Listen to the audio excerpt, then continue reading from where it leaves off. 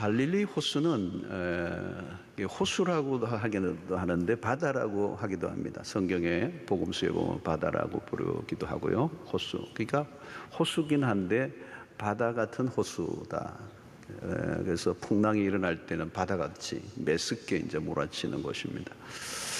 지형적으로 보면 이 갈릴리 바다 호수는 평소에는 굉장히 고요한 호수입니다.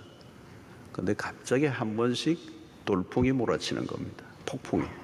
그냥 그러면 그냥 상상하지 못하는 그냥 일기가 변하면서 있는데 이게 왜 그런가 하면 이 헬몬산, 이 남쪽에 있는 헬몬산이 있는데 헬몬산이 굉장히 높은 산입니다. 해발 2814 정도가 되니까 굉장히 높은 산인데 그쪽에서 바람을 타고 내려오면서 요르단 암벽에 부딪히고 그것이 다시 갈릴리 바다로 내려오면서 내리칠 때는 마치 갈릴리 바다에 그 해일이 일어나는 것처럼 이렇게 갑자기 변하는 것입니다. 무섭게.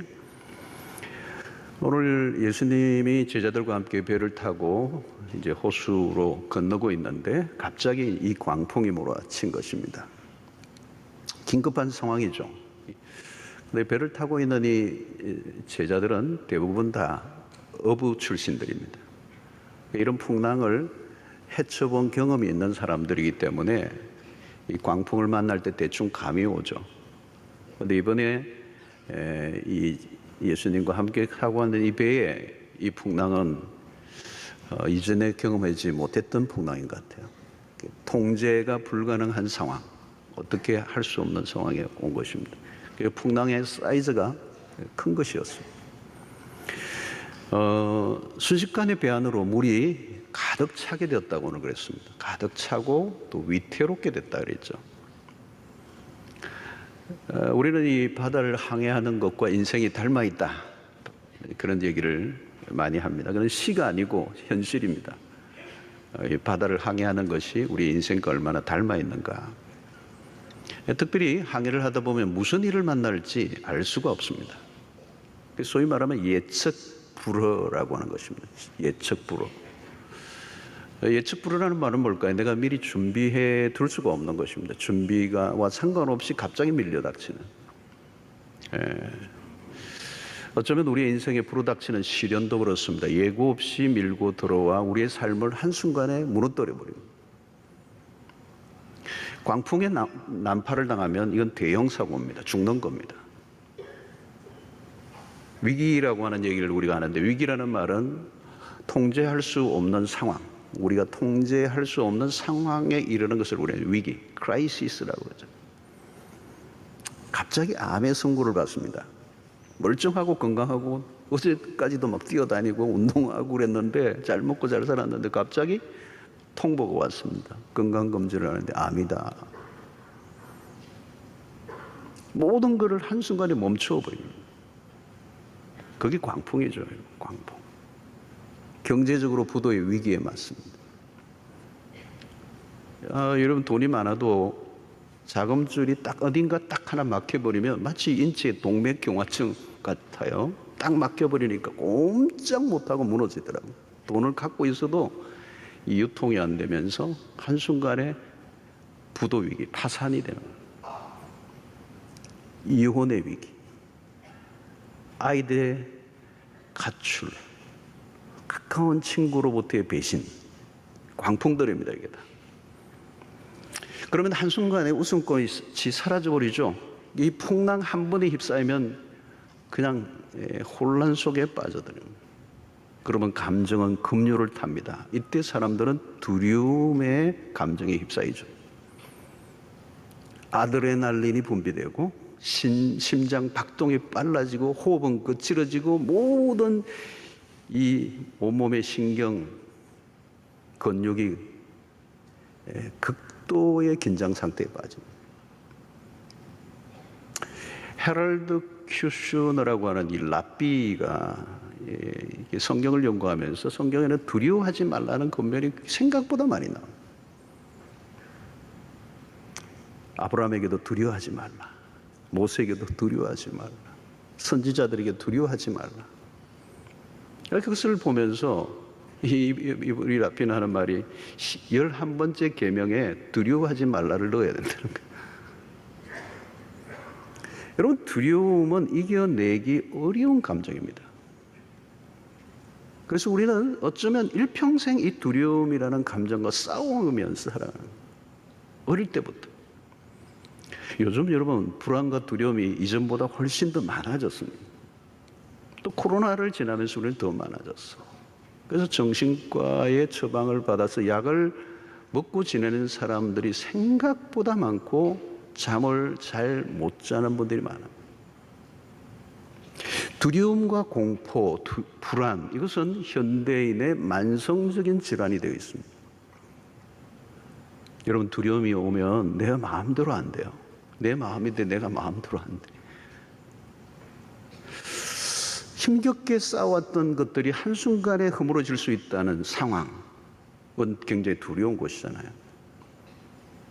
여러분, 폭풍이 몰아치면, 우리의 인생에 경랑이 치면 불굴의 의지 박살나요. 의지가 굉장히 굳은 분들도, 강한 분들도 풍랑이 한번 몰아치면 여지없이 꺾입니다. 인간의 의지 굉장히 강한 것 같은데 약해요. 여러분, 거목도 폭풍이 한번 몰아치니까 어떤 거목들이 콱 쓰러져 있더라고요. 이야, 저렇게 큰 거목이 무너지는구나. 우리 인생도 마찬가지입니다. 대단해 보이고 불굴의 의지, 강인한 체력, 한 방입니다. 며칠 잠 못 자면 그냥 뭐 눈이 쑥 들어가고 주름은 자글자글하고 그냥 다크스클이 막 생기고, 밝은 천성, 여러분 풍랑을 만나면 다 없어져요. 여러분, 고난의 파도가 덮치면 한계를 드러내고 밑바닥은 금방 드러내게 되죠. 인간은 연약하게 그지없는 존재입니다. 내 마음대로 안 된다는 걸 느낄 때 인간은 절망하게 되죠. 우리는 흔히 최선을 다하면 좋은 결과를 얻을 수 있다는 얘기를 많이 들어요. 그러나 아무리 최선을 다해도 안 되는 일들이 너무 많습니다. 그게 바로 광풍이라는 것이죠. 아마 제자들은 굉장히 이 상황을, 이 풍랑이 몰아치고 배에 물이 들어오니까 막 사력을 다해서 물을 막 바깥으로 막 걷어내고 퍼내고, 몇 사람은 퍼내고 몇 사람은 막 노를 지어서 빨리 목적지로 가려고 하고 풍랑을 이기려고 했을지 몰라요. 그런데 불가능하다는 걸 느낍니다. 여러분, 인간은 멋진 배는 만들 수 있지만 풍랑을 멈추게 하는 재주는 없습니다. 인간의 자랑은 풍랑 앞에 한순간에 묻혀버립니다. 자, 온 힘을 다해서 이 상황을 벗어나려고 애를 쓰죠. 배를 노를 젓고 모든 걸 다는데 금방 탈진이 오는 겁니다. 그리고 에너지는 한계가 있기 때문에 소진이 되고 말고. 그러면 무기력증을 느끼는 겁니다. 왜 우울증이 오는 겁니까? 힘든 세상에서 이겨내려고 안간힘을 쓰다가 에너지는 다 소진되고 나면 무기력증이 오고, 그 무기력증의 끝에 우울증이 오는 것입니다.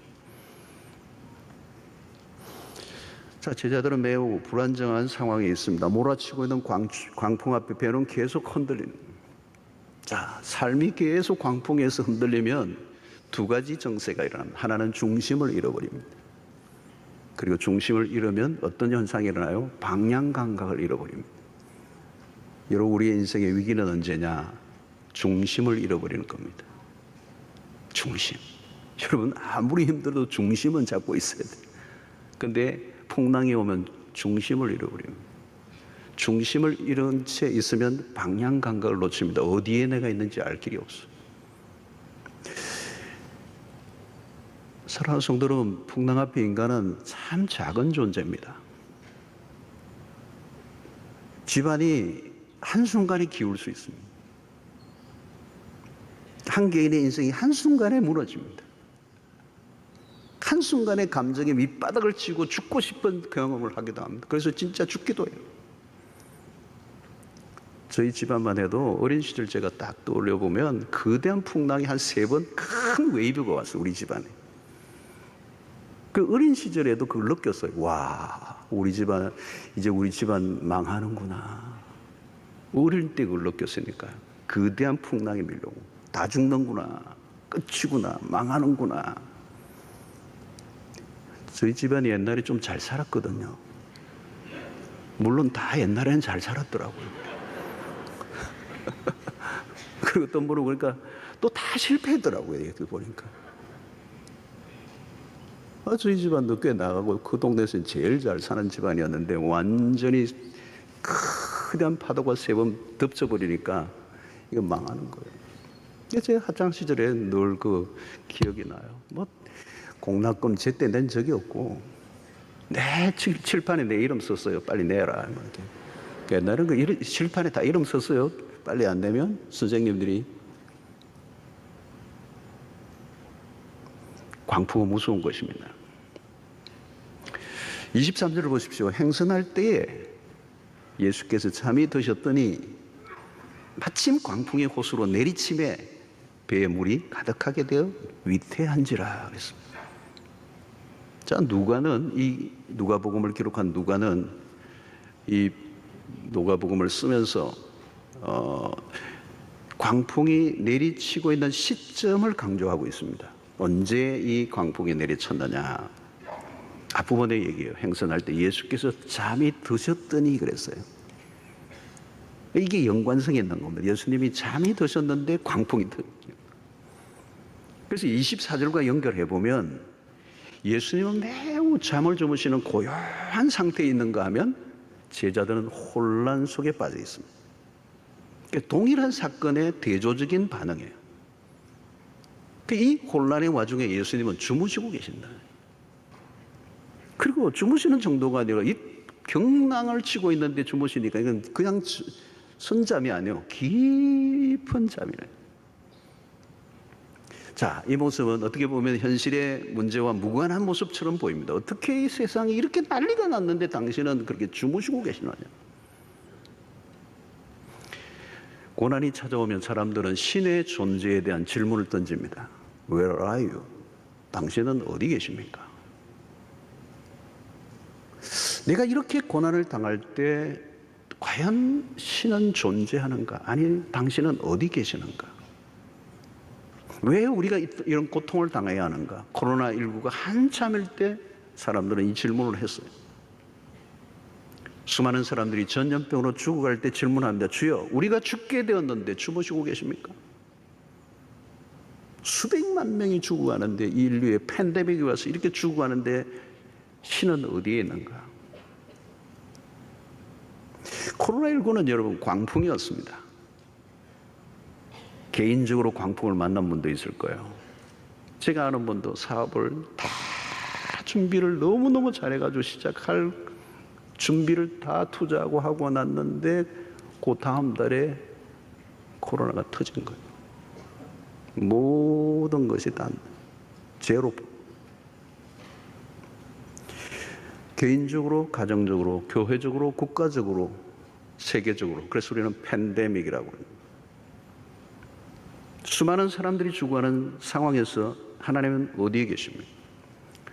시련이 찾아올 때 사람들은 질문이 많아집니다. 제자들은 지금 주무시는 예수를 불편한 시선으로 바라보고 있습니다.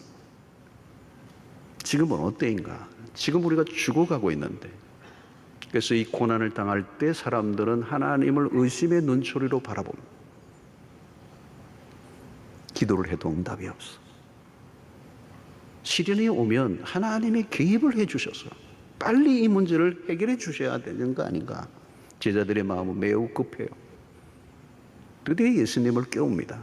24절에 제자들이 나와 깨워 이르되 주여 주여. 우리 교회는 주로 주여 3창을 하지만 여기는 2창이 나왔어. 주여 주여. 크게 부러지는데 격앙된 목소리. 그리고 생사가 오고 가는 그 길목에서 터져나오는 주여는 이거는 굉장히 강력한 원초적인 소리. 자, 그 속에는 짜증이 섞여 있고 불만이 섞여 있는데 주무시는 예수를 바라보는 시선이 불편해. 자, 그러나 여러분, 믿음의 눈으로 다시 바꿔본다면 주무시는 예수의 모습은 다르게 다가올 수가 있습니다. 이런 폭풍 속에서도 예수님이 주무신다는 것은 불안을 조성하기보다 우리에게 평온함을 주실 수가 있어요. 근데 문제는 제자들이 처음부터 그 주님을 바라본 게 아니에요. 풍랑이 처음 일 때는 배 안에서 물을 퍼내고자 애를 썼어요. 아무리 해도 물을 퍼낼 수 없다는 것을, 해결할 수 없다는 것을 깨닫고야 주무시는 예수를 바라보고 깨우려고 하는 것입니다. 여러분, 주무시는 주님은 제자들에게 무엇을 보여주시려고 하셨을까요? 우리는 인생이 순풍에 안 듯 가기를 원합니다. 그러나 바다의 풍랑이 없기를 바라는 것은 너무 낙관적이에요. 여러분, 내 인생에 풍랑이 없을 것이라고 생각하고 살아가는 사람이 있다면 그건 너무 낙관적인 생각. 풍랑이 왔다면, 고난이 왔다면 올 게 온 거예요. 올 게 온 거예요. 안 올 게 온 게 아니에요. 인생은, 바다는 풍랑이 없을 수가 없어요. 시기의 차이, 때의 차이가 있을 뿐이에요. 자, 이 풍랑이 일어나자 제자들의 정체가 드러나기 시작합니다. 고난이 오면 밑바닥에 숨어있던 것들이 노출되고 있는 것입니다. 여러분, 인간은 고난이 없으면 금방 우쭐거립니다. 얼마나 우리는 쉽게 자기 잘난 맛에 사는지 모릅니다. 풍랑은 제자들을 훈련시키는 아주 필수 코스예요. 갑자기 불어닥친 광풍처럼 보이지만 주님의 의도가 숨어 있는 것입니다. 그 시련을 통하여 제자들을 한 단계 더 업그레이드 시키기 위한, 그래서 우리를 흔드시금으로 우리를 깊어지게 하시려고 하는 의도가 있어. 신기해요, 여러분. 고난은 우리가 원치 않지만 그 고난을 통해서 하나님이 하시는 일은 굉장히 많아요. 찬송가 373장의 2절에 여러분들이 잘 아는 찬송가, 큰 물결 일어나 나 쉬지 못하나 이 풍랑으로 인하여, 더 빨리 갑니다. 잘 노래를 못 불러 빨리 했는데, 큰 물결 일어나 나 쉬지 못하나 이 풍랑으로 인하여 더 빨리 갑니다. 그래서 이런 풍랑은 분명히 우리 삶을 힘들게 하는 거예요. 시련은 우리를 힘들게 하는 거예요. 그러나 그것을 통하여 받은 은혜는 너무 큰 것입니다. 이런 실패 경험 없이 성공만 했다면 어떤 일이 내 인생 가운데 일어났을 것 같습니까? 풍랑이 일어나기 전까지는 제자들은 자신들의 수준을 알 수가 없었습니다. 우리는 고난이 없기를 바라지만 만약 우리의 삶에 고난이 없다면, 실패가 없었다면, 내가 아프지 않았더라면 나는 어떻게 되었을까? 성경을 통하여 우리에게 주시는 레슨은 고난의 유익, 광풍은 우리를 깊어지게 하기 위해 하나님이 즐겨 사용하시는 도구 중에 하나입니다. 삶이 흔들릴 때 우리는 비로소 기도를 시작합니다. 시련의 바람으로 인하여 하나님을 붙드는 법을 배웁니다. 평안할 때, 성공할 때, 잘 나갈 때 우리의 기도는 응성해요. 하나님을 붙드는 듯 마는 듯, 기도하는 듯 마는 듯. 그게 뭔 기도인지. 왜요? 하나님 외에도 붙들 것이 많다고 여기기 때문에. 그러나 인생의 끝판에서 시련과 광풍이 몰아치면 비로소 우리는 기도의 언어를 배우기 시작하는 것. 자, 24절 하반절에 우리가 예수께서 잠을 깨사 바람과 물결을 꾸짖으시니 이에 거쳐 잔잔하여지더라. 제자들이 다급하게 깨우자 예수께서 일어나 가장 먼저 바람과 물결을 꾸짖으셨어요. 거대한 풍랑이 순간적으로 잔잔했습니다. 한순간에 상황을 바꾸어 놓으셨습니다. 경랑을 쳤던 그 호수는 거짓말처럼 잔잔한 호수가 되었습니다. 여기서 우리 예수님은 꾸짖으셨다고 그랬어요. 예수님은 이 풍랑을 꾸짖으시고 잔잔하게 하셨어요. 예수님은 자연과 귀신과 질병을 꾸짖으셨어요.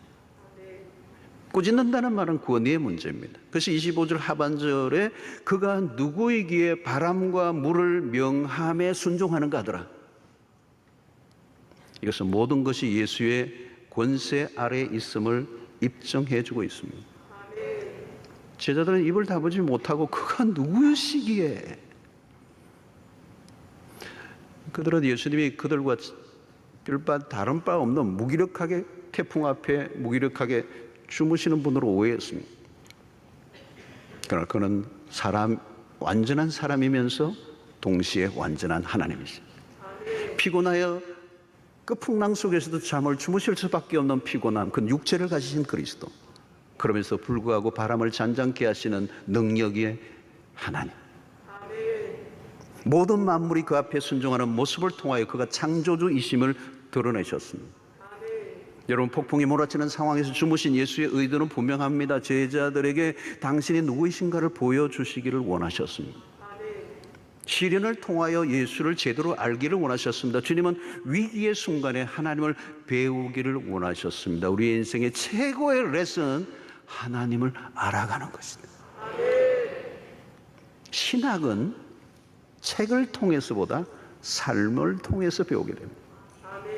신학에서 삶이 나오는 것이 아니라 삶에서 신학이 나오는 거예요. 거대한 위기 상황 속에서 하나님은 누구이신가? 여러분, 주님이 누구이신가를 알기 전까지는 풍랑이 가장 커 보여요. 주님을 알기 전까지는 우리의 삶에 닥치는 그 시련과 고난과 고통의 실제가 크게 보여요. 주님을 제대로 하나님을 알기 전에는 골리앗이 가장 크게 보이죠. 그러나 주님을 알고 나면 골리앗은, 시련은, 광풍은 작은 것입니다. 왜냐하면 하나님이 크신 분이시기 때문에. 광풍이 아무리 커도 우리 주님의 통제 아래 있기 때문에.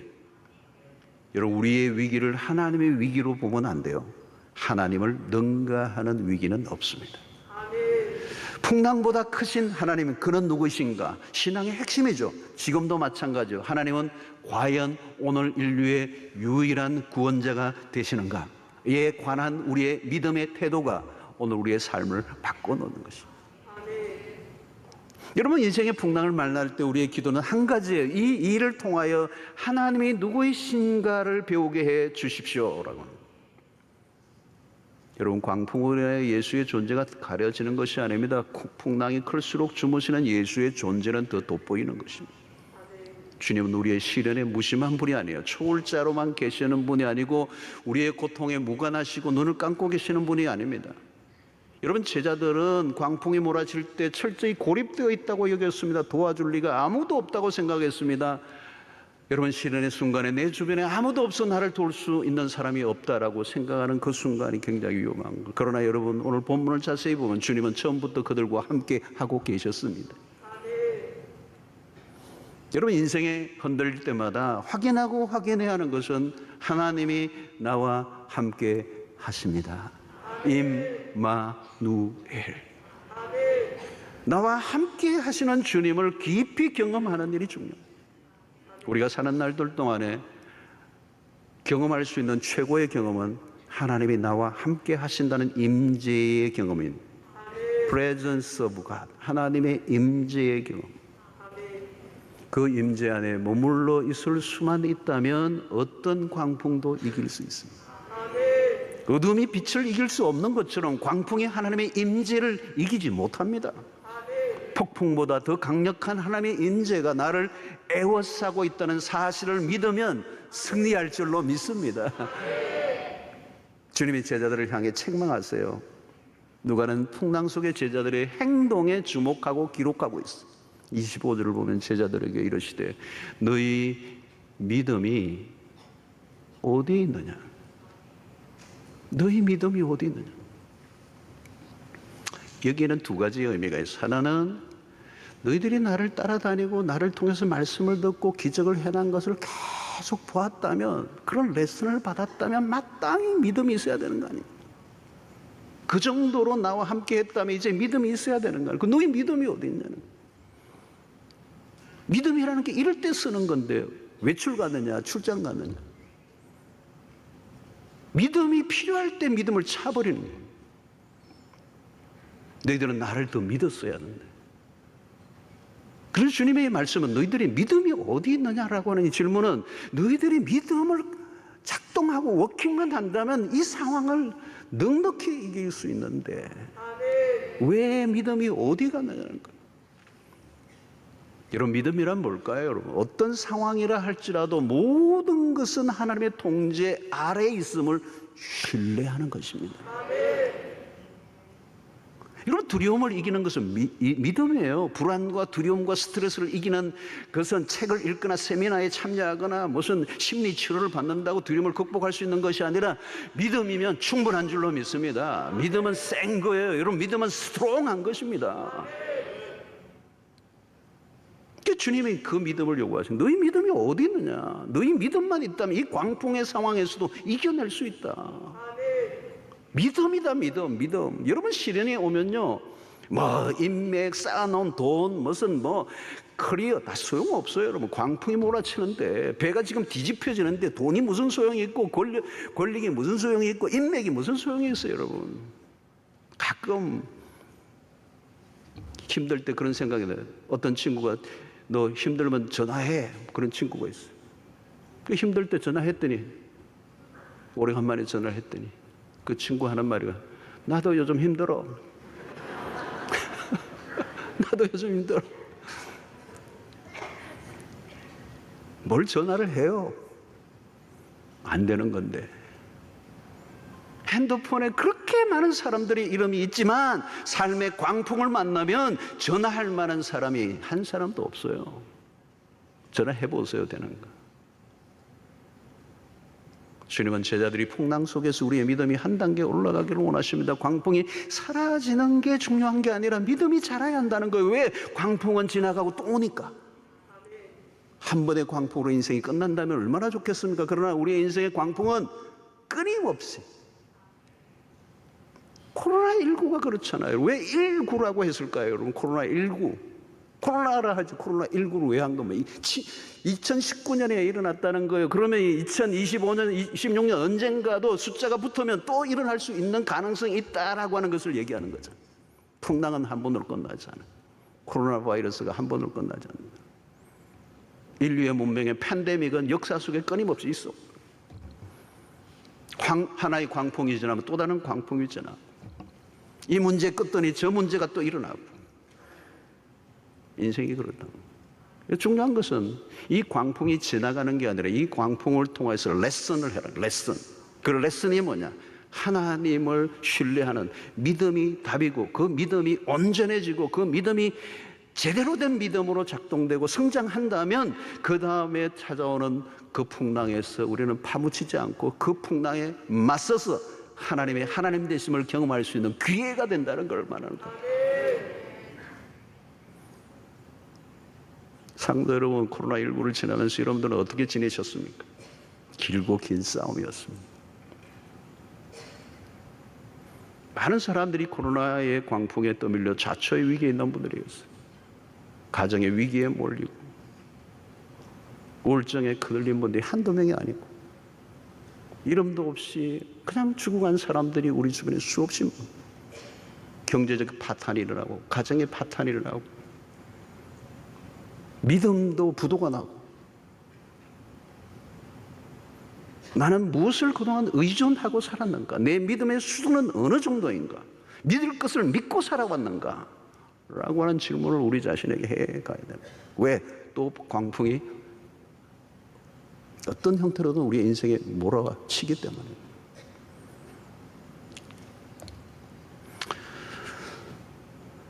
여러분, 우리 모두는 예수를 믿고 구원을 다 받았습니다. 1차적인 믿음이죠. 그거는 1차적인 믿음. 그 믿음에는 문제가 없어요. 예수 그리스도를 믿고 그분이 나라의 죄를 위해 죽으셨고 부활하신 그리스도를 내가 믿음으로 구원 얻는다는 이 부분에 대해서 흔들리면 뭐고는 아무 할 얘기도 없지만 대부분의 교인들은 거기에서는 문제가 없어요. 그런데 문제는 생활 속에서 일어나는 이 수없는 풍랑 속에서 그 이겨내는 믿음. 상황이 터지면 막 흔들려 버리는 거예요. 그냥 안 믿는 사람하고 똑같아요. 여러분, 믿음이란 뭘까요? 믿음이란 보이지 않는 것을 보는 것 같이 하는 것입니다. 히브리서 11장 27절을 보면 믿음으로 애굽을 떠나 왕의 노함을 무수하지 아니하고 곧 보이지 아니하는 자를 보는 것 같이 하여 참았으며, 풍랑 속에서도 주무시는 예수를 통하여 눈에는 보이지 않지만 하나님이심을, 그분을 신뢰해야지 광풍을 더 크게 보는, 풍랑 속에서도 주님의 존재를 바로 볼 수 있는 눈, 이게 믿음이라는 거예요. 풍랑의 실제보다 더 선명하게 드러나는 그분을 신뢰하는 게 믿음이에요. 주님은 무기력하게 주무시기만 하시는 분이 아니에요. 주무시고 계시지만 Don't worry라는 거예요. 괜찮아. 나를 믿어. 나는 너를 충분히 도울 수 있어. 경랑 속에서도 평온을 유지하시는 예수를 바라보아야 합니다. 왜 주여 이 시간 이렇게 주무시고 계십니까? 가 아니라 주여 우리도 이런 상황 속에서 예수님처럼 잠을 잘 수 있는 믿음을 주십시오. 이렇게 기도해야 됩니다. 여러분, 주무시는 게 그냥 배가 아파하지 말고, 잠이란 여러분 얼마나 놀라운 겁니까? 여러분, 잠이라는 건 정말 축복이거든요. 평온의 상태, 심리적 안정감. 어떤 사람은 잠자리만 바뀌어도 잠이 안 오는 거예요. 환경만 약간 바뀌어도 약간 예민한 게 있으면 잠이 안 오는 거예요. 잠은 안식의 상태란 말이에요. 그 안식을 통한 회복을 주시고 잠을 풍랑 속에서 잘 수 있다면 그건 최상의 상태예요. 오늘도 여러분, 세상에 별일이 일어나도 저녁에 딱 9시나 10시나 딱 누웠는데 그냥 기절하시듯 주무시는 건 복입니다. 내일 무슨 일이 일어날지 몰라. 그러나 자는 동안에는 내 영혼 평안이 아까 찬양한 거죠. 그리고 낮에는 또 좀 하다가 또 딱 시간 되면 자는 거예요. 깨어있다고 일이 바뀌어지는 것도 아니고 해결되는 것도 아니고 내 뒤척이다가 머리 떴고 이러다가 눈만 뻑뻑하고 나중에는. 여러분, 지금 주님의 주무시는 모습은요 최상의 상태예요.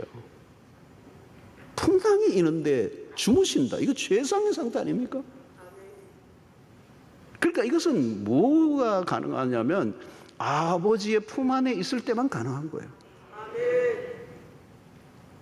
혹독한 광풍 속에서 잠을 잘 수 있다. 이것은 아버지의 품밖에 없어요.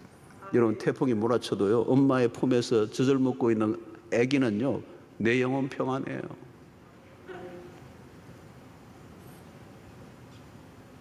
지난번에 힌나놈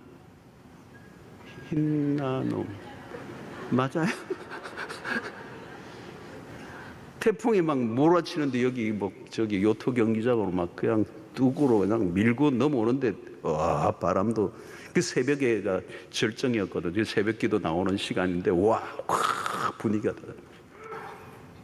제가 제 방에 딱 와가지고 딱 바라보는데 아무리 쳐도 제가 방 안에 딱 있는데 파도가 안 오더라고요. 안 오. 파도구나. 바람만 쉥쉥하고 하는 겁주는데 우리 건물이 꺼도. 주님은 언제나 성부 하나님을 철저히 신뢰하고 있음을 우리에게 보여주는 장면이, 명장면이 풍랑 속에 잠자고 계신 예수 그리스도. 그분은 우리가 의지하고 신뢰할 만한 분이시라. 제자들의 문제는 뭡니까? 주님을 계속적으로 신뢰하는 일에 실패하는 겁니다. 그리스도는 모든 상황을 통제할 수 있는 분이라는 것을 믿지 못했어요. 예수는 하나님이세요. 예수는 어떤 상황 속에서도 우리의 구원자가 되십니다. 믿음이란 지속적으로 그리스도를 바라보는 것이다. 두려움이 왜 오는 것입니까? 잘못된 시선 처리예요. 여러분, 풍랑을 계속 바라보면 두려움은 올 수밖에 없어요. 무엇을 바라보느냐? 그들은 고요하게 잠들어 계시는 주님에게로 처음부터 시선을 옮겼어야 했어요. 그분은 모든 상황을 바꿔 놓으실 수 있는 분이시기 때문에 흔들릴수록 우리가 할 일은 흔들리지 않는 것을 찾고 바라보아야 합니다. 주님은 요동치 않는 반석이 되십니다. 믿음이란 뭘까요? 시선 고정입니다. 누구에게? 그리스도에게. 코로나19를 지나면서 우리는 모두 코로나 감염자 숫자, 통계, 도시별 통계, 백신 1, 2차, 3차 맞을 건가 말 건가 떠도는 괴담들, 마스크, 거리두기, 우리의 시선이 어디에 집중되어 있었어요? 거기에 온전히 고정되어 있으니까 두려움이 몰려오고 마음은 불편하고 우울해지고 안식이 없었던 것입니다. 두려움을 줄 만한 곳으로부터 우리의 시선이 빠져나와야 합니다. 새로운 시선. 그것은 바로 예수 그리스도. 그분만이 우리의 힘이시요 능력이시요 구원이시요, 반석이시요, 산성이시요, 뿌리시요. 사랑하는 성도 여러분, 앞으로도 풍랑은 일어날 것입니다. 예측 불후의 광풍은 닥칠 수 있습니다. 한순간에 우리의 인생을 무너뜨릴 것 같은 매섭게 광풍은 거세죠. 여러분, 우리는 이 일어날 때마다 두려움에 떨고 혼란 속에 빠질 것인가? 아니죠. 주님은 이 강풍 속에서도 우리의 믿음을 한 단계 끌어올리기를 원하십니다. 하나님이 누구신지를 알기만 한다면 하나님은 우리의 믿음을 another 레벨로 끌어올리시고 광풍에 맞서 하나님의 하나님 되심을 증명해 보이는 삶을 살 수 있을 것입니다. 광풍은 은혜입니다. 광풍을 통해서 믿음은 한 단계 올라가는 것. 또 다른 광풍이 일어날 때 대처할 담력을 얻게 됩니다. 사랑하는 성도 여러분, 이 코로나19를 지나면서 우리의 인생의 경랑 속에 있는 분들이 계실 거예요. 저도 우리 성도들의 그 신방의 얘기들을 들으면서 정말 경랑에 빠져 있는 분들이, 광풍은 파괴력이 있습니다. 어설픈 자구책은 도움이 안 됩니다. 광풍 앞에서 인간의 한계를 빨리 인정해야 합니다.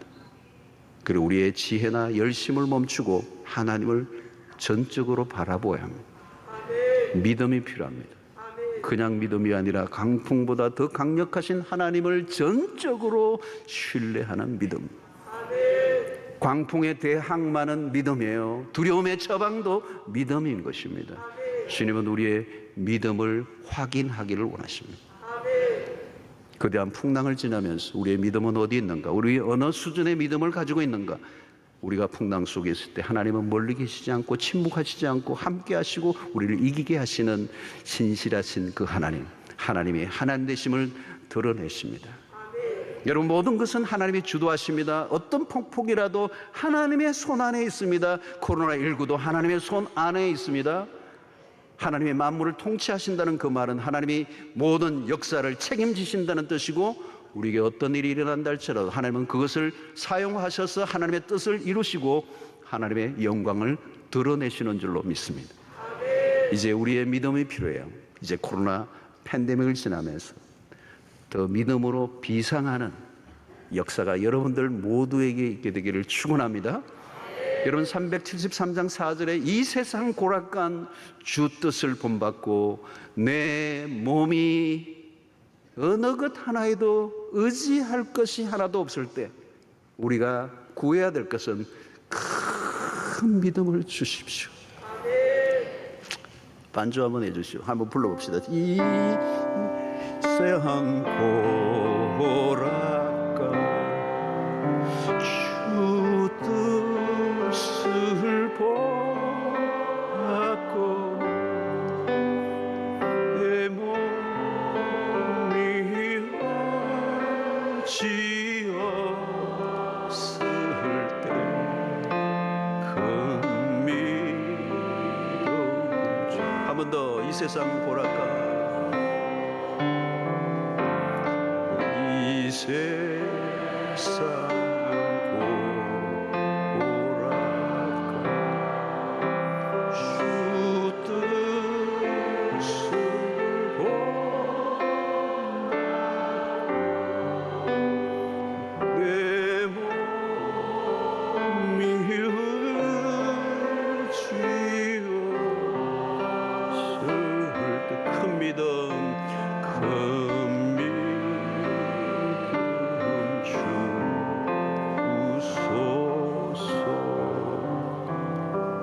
하나님이 시간에 우리에게 주신 말씀으로 인하여 이 경랑의 시대, 거센 풍랑이 몰아치는 이 시대, 한치 앞도 알 수 없는 우리의 인생길, 하나님 부질없는 것들 붙들고 사투를 벌리며 내 힘으로 이기려고 하지 않게 하여 주시옵시고, 우리의 도움은 여호와께로부터 도움을 믿고 우리의 시선을 주께로 고정하게 하여 주시옵소서.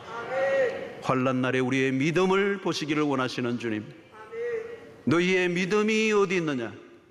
믿음으로 충분하다고 말씀하신 주님, 환난이 큰 것이 아니라 믿음이 적어 휩쓸리고 있다는 사실을 깨닫게 하여 주시고 내 몸이 여지없을 때 더 큰 믿음을 허락하여 주시옵소서.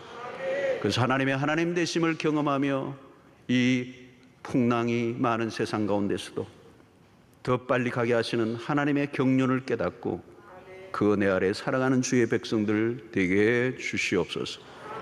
예수님 이름으로 기도하옵나이다. 아멘.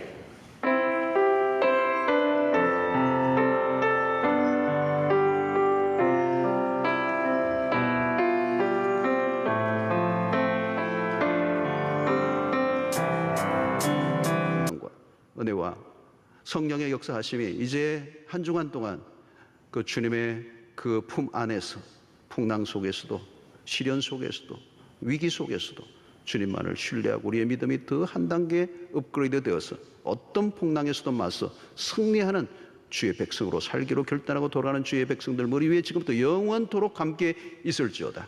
아멘.